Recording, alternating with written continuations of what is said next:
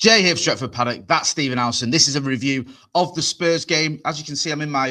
is this vintage Paddock, this? Paddock FC. It is now, yeah. Yeah, I've just been for a little run to the studio in my vintage Paddock kit. So I thought I'd have a quick chat with Steve about United's win, Carrick's 4th win on the spin this time round as Manchester United manager. Steve, good to see you. Well done yesterday on Paddock winning, as we're on the subject of Paddock. Right. Michael Carrick, another win. It's against 10 men, but you've still got to beat what's in front of you. And I thought United started well. What was your initial reaction to that game? Seeing the win, seeing obviously the result and the performance. What was your initial thoughts? My initial thoughts was, as soon as the first goal went in, there was this very calm confidence that this was going to be the 4th win on the bounce. There wasn't really, the fact that they were down to 10 men played some part of that for sure. But there wasn't really this feeling of like, oh my God, what if? There was no part of me that was thinking this team is fragile or whatever.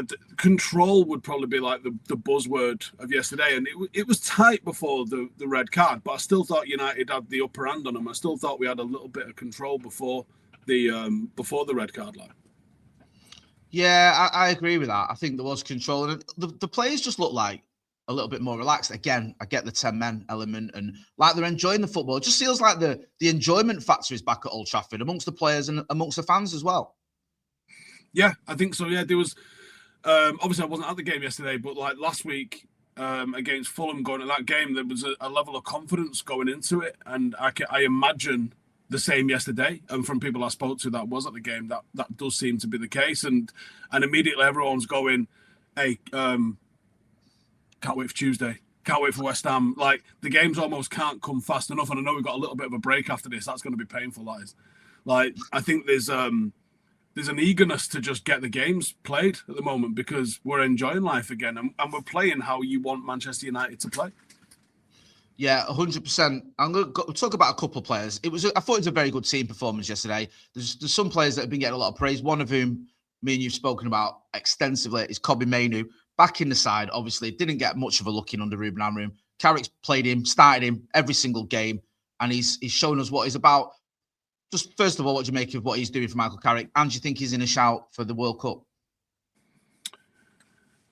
England have got a lot of midfielders, so he's going to need to... if he plays without dropping the level of performance that we've had, and yesterday was such an all-round performance, and I haven't actually seen anyone talking about what he did defensively yesterday because he won the most duels on the pitch. That's not nothing.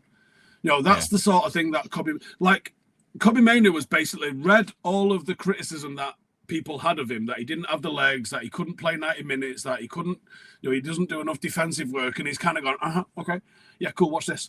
Like, he went and basically just did all of the things that people said he couldn't do. Like, he hasn't got the legs. Cool, watch me just run the most on the pitch for like 3 consecutive games. He doesn't do the defensive work. Okay, cool, watch me go and win the most duels on the pitch. Let me cover every single blade of grass. He hasn't really got this pass in him or that range in him. Like, he's basically just shutting down every single argument people had about what he is and what he can do as a player. Like yesterday, I think he had like 70, 80 passes yesterday as well. Like, it was a true both sides of the game performance from him. It was brilliant. Can he go to the World Cup? Yeah. Should he go to the World Cup? Yeah. Is there enough time to get it into the squad and show the manager what you can do? Managers have the favourites.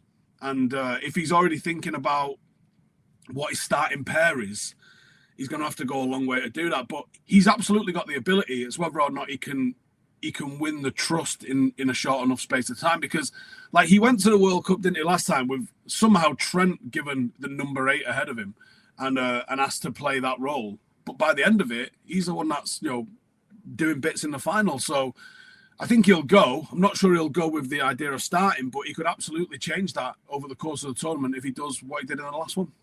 Yeah, the Euros, I know what you mean, because at first it was Trent, then it was Conor Gallagher, wasn't it? It was like he had 2 players that in front of him, and just by the level of his performances, even when he was coming on as sub for England, and he was just performing much better than them, he got a chance and he took it and obviously played all the way to the final. I do hope he gets a chance. I know he wants to play in a World Cup, and I think he's good enough to do that. And I think he's actually the best option for England. Another player everyone's talking about, and rightly so, Bruno Fernandes.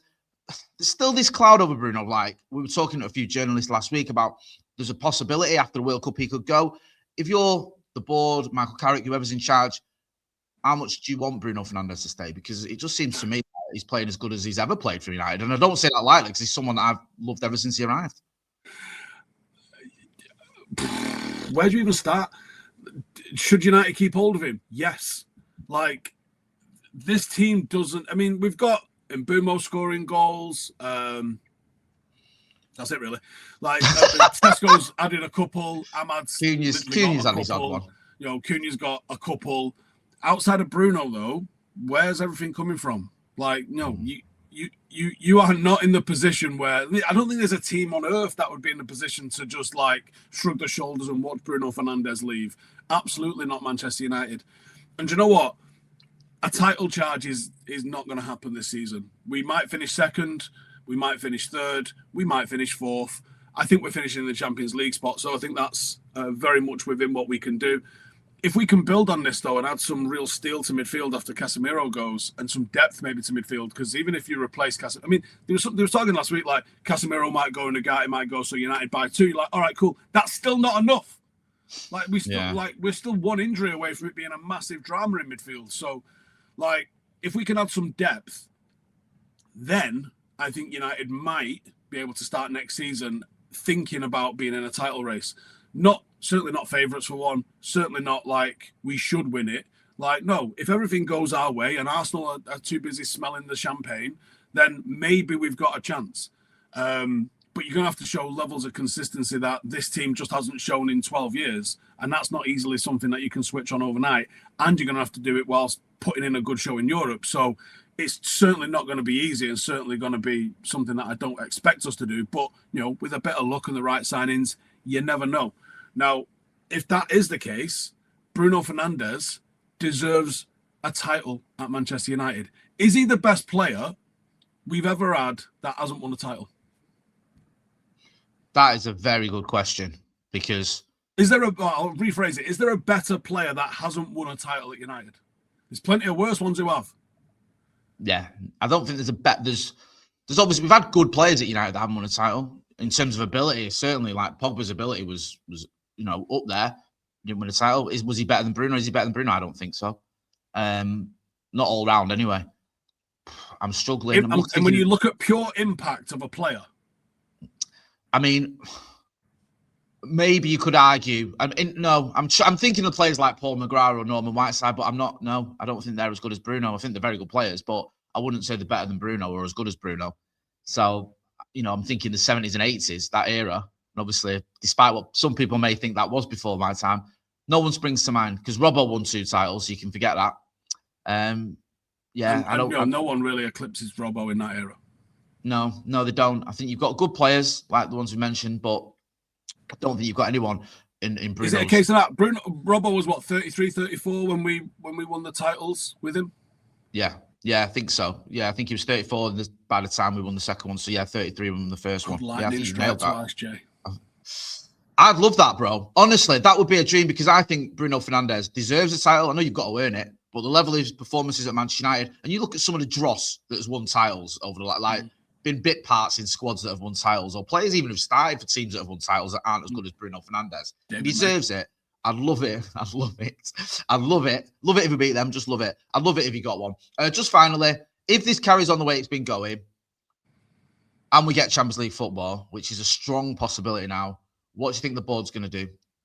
Come on, you're ITK, Steve. What do you think will happen? I don't think they know at the moment. And I think they're very much of the case. I hope that they're interviewing, having conversations, maybe receiving presentations from people. I hope that's happening. I hope that they've had that from Michael Carrick, to be honest with you. Or maybe not yet. Maybe Michael Carrick's comes later down the line. He's already in the building. Like, his presentation can just happen, can't it, with like a few days' notice? Like, let's say he goes 10 wins on the bounce. I think Jason Wilcox walks into his office Monday morning and goes, listen, on Friday, give a presentation to me, Jim, Omar, and Kristen Vivel, if that's all right. You and Stevie, give us a presentation on Friday. Yeah, what you would do if you got the job next year, and I think that was all you would need to do. But at the same time, they have to do the due diligence. I mean, the possibility is he wins every fucking game. If he wins every game and they go, hey, that was class, good luck in your next job, and we're appointing fucking anyone. A cryogenically reanimated fucking Samat Busby would not fucking go down well if he wins every single game. Like, I don't know. You're damned if you do and you're damned if you don't, aren't you? There's a risk with every appointment. There's a risk in keeping Carrick even if he wins all 17 games. And there's a risk, let's be real, he probably doesn't win that. He probably ends up with 70% wins, which is still sensational. There's still a risk in keeping him, and there'd be a risk in appointing anybody else. But I think you'd be mad to not give it him. Right now, if you told me to make the decision right now, today, and we have to make a decision by tomorrow morning, Michael Carrick becomes the manager for me. But I'm not the one making the decision. Yeah, I agree. It's difficult not to want Carrick to stay on in it. When you're watching this football, you're feeling the atmosphere, the confidence the players have got, the results we're getting. Yes, things can change. It changed under Ole, but there's no reason to think it will do anytime soon because we just look like we're on an absolute roll. And he just looks right. He just feels right, doesn't it, with Carrick? It's just something. But you know what? He's coming with his own look and all. Yeah. People are going to start going out wearing a t-shirt and fucking overcoat. Like, he's just made it his. When you say people, you mean us. We're going to start doing it. Jay, if he wins, I don't know, give me a number. I don't know. All right. How many games we got left? 14 games, is it? Something like that? If he wins 10 of them. If he wins 10 of them, I was thinking like fucking next weekend, probably. Like, I'm that close. All right, then. If he wins his next 2 games, we're getting dressed up like Michael Carrick. Yeah? What, right? For the brew? We just yes. Black t-shirt and overcoat tackle, yeah. 100%. Yeah? Right, that's the deal. 2? West Ham and who? Yeah, let me have a look. Let me pull up the unfortunately, isn't it about 2 weeks apart? Yeah, we'll have to wait till probably till April now. We've got right there we go. We've got West Ham away and Everton away. Yeah. So, and he's got 13 games left. Sorry, not 14. Yeah. So if we win those 2 games, me and Steve will be on the brew, and if we've got a guest, they'll be wearing it as well, just as Michael Carrick. Yeah. I mean, no apologies for that. Steve, always a pleasure, my brother. Go and check out Steve's other channels. Go and check out Stephen Howson. Go and check out Stretford Paddock FC as well. Make sure as well you're subscribing to the channel. That's been Stephen Howson. I'm Jay Moyer. This has been a review. Manchester United winning again. Thanks for watching.